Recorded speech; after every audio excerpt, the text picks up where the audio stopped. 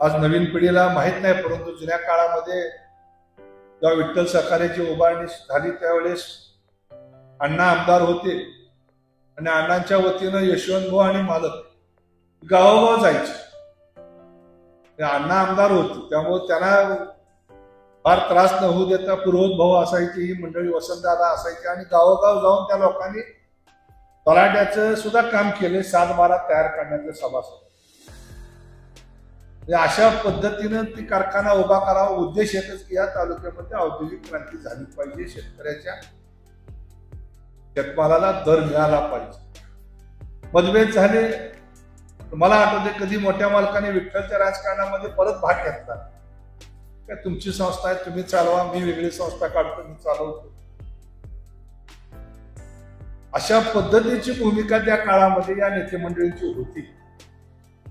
दुर्दैवानं कल्याणराव आता काय सगळंच बिघडलंय, त्यामुळं कोणाला आता नावं ठेवायची आणि तुम्ही चांगलं वागा सांगण्यापेक्षा आता आपण कसं वागायचं हे ठरवायचं. पण आता जर 8 दिवसातून 15 दिवसातून महिन्यात जर येऊन येते होत असते तर कधी कधी वाटते ही 365 दिवस कशाला घासायचे. मला आठवत्या ही भाऊ मालक ही सकाळी 8ला उठून बसायची, सतरंजी टाकून समोर येईल त्या माणसाचं, काय सोसायटी असू द्या, ग्रामपंचायत असू द्या, कुठलंही काम असू, पदरच्या गाडीनं जाऊन काम करून आणि एक नागरिकाबद्दल समाजाबद्दल त्यांच्या मनामध्ये एक भावना होती, ते काम करण्याचं, समाज उभा करण्याची जे त्यांच्या मनातली इच्छाशक्ती होती. पण दुर्दैवानं आज नवीन पिढीमध्ये ही बघायला मिळत. पण ठीक आहे, कलियुग आहे. सांगितलंय हंस दाना चुभेगा, कौवा मोती खाएगा, कबीराने लिहून ठेवलेलं. आपण ही सगळं आहे, पण या सगळ्यामध्ये सुद्धा कुठंतरी सगळंच बिघडलंय असं नाही कल्याणराव. कुठेतरी चांगला अजून आहे. त्या चांगल्या लोकांनी एकत्र येऊन पुन्हा एक संघ अशा पद्धतीचं काम या तालुक्यामध्ये झालं पाहिजे ही अपेक्षा आपण व्यक्त केली. निश्चितपणे भविष्य काळामध्ये हा तालुका अधिक चांगल्या पद्धतीने अजून कसा पुढे जाईल. पण आज मला आठवते मी 78-80 सालच्या कालापासून बघतोय त्यावेळची परिस्थिती. म्हणजे मालक सांगायची विठ्ठल सहकारी उभा करताना या तालुक्यात 1 लाख टन ऊसाची सुद्धा नोंद नसायची आणि 1.25 लाख 1,50,000 टन ऊस असल्याशिवाय लायसन मिळत नव्हतं. तहसीलदार खोट्या नोंदी देत नव्हते. अशा वेळेस गावोगाव जाऊन ऊसाच्या नोंदी करण्यापासूनच काम त्या जुन्या पिढीने केलं. पैसे जमत नव्हते. आज सहज 300 कोटी 350 कोटी कोणाच्या पाया पडून कुठेही मिळते. तेव्हा विठ्ठल सहकारी उभा करताना 60 लाख जमले नाही, 12 लाख कमी पडले. पालकांनी भाऊनी मुंबईतला जाऊन सावकाराकडनं आणून जमिनी घाण टाकून ती अकाउंट पूर्ण केलं अण्णांनी त्यावेळेस जिल्हा बँकेचं. 60 लाखाचं सर्टिफिकेट घेतलं आणि मग कारखान्याला 1/9 प्रमाणे पैसे त्यावेळेस मिळाले. इतिहास मालकाने मला सांगितलं. त्यामुळं आपण आपल्या वाटेला आलेलं जे कर्म आहे ते कर्म निश्चितपणे चांगल्या पद्धतीने केलं तर मला खात्री आहे की समाजामध्ये काय सगळंच बिघडलेलं नाही आहे. असतो एखादा कालखंड, त्यामध्ये अशा गोष्टी घडत असतात. पण एका विचारानं, एका विश्वासानं या तालुक्याच्या विकासाकरता राजकारणामध्ये पक्ष गट तट राहतील. कल्याणरावचं बरं आहे, कल्याणराव म्हणजे माझं काय कुठलाच पक्ष राहिला. मुंबईला मला भेटले त्या मनोरामध्ये आम्ही जेवायला बसतो तो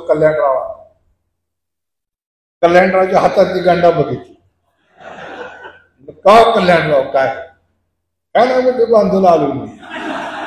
म्हणजे कशाला काय तो मुंबईत मनोऱ्यात इथं येतोय. कल्याणराव म्हणजे मला जरा बघा शेतकरी संघटनेचं जमतंय का. आम्हा शेतकरी संघटनेकडनं, मी शेतकरी संघटनेकडनं, मनोहरराव कल्याणराव म्हणजे बघा आपलं शेतकरी संघटनेकडनं आपलं होत्या काय व्हायचं. मी त्याला अजिशक्तीला फोन लावतोय त्यावर कल्याणराव चांगलं काँग्रेसकडनं.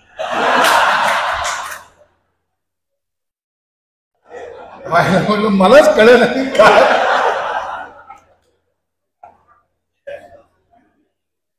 पण त्या परिस्थितीमध्ये त्यांनी शेवटची सांगितलं की राजकारणात यश अपयश जय पराजय येत राहत, पण त्या राजकारणामध्ये टिकून राहणे ही सगळ्यात महत्वाचं आहे.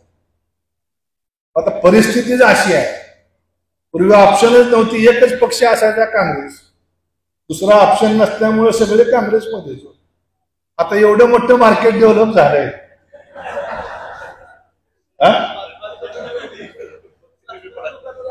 त्यामुळे आता लोकांना ऑप्शन खूप झाले राजकारणात. त्यामुळे ठीक आहे, होतंय असं कधी कधी, पण शेवटी एका विचाराचं राजकारण आपण सगळ्यांनी करूया.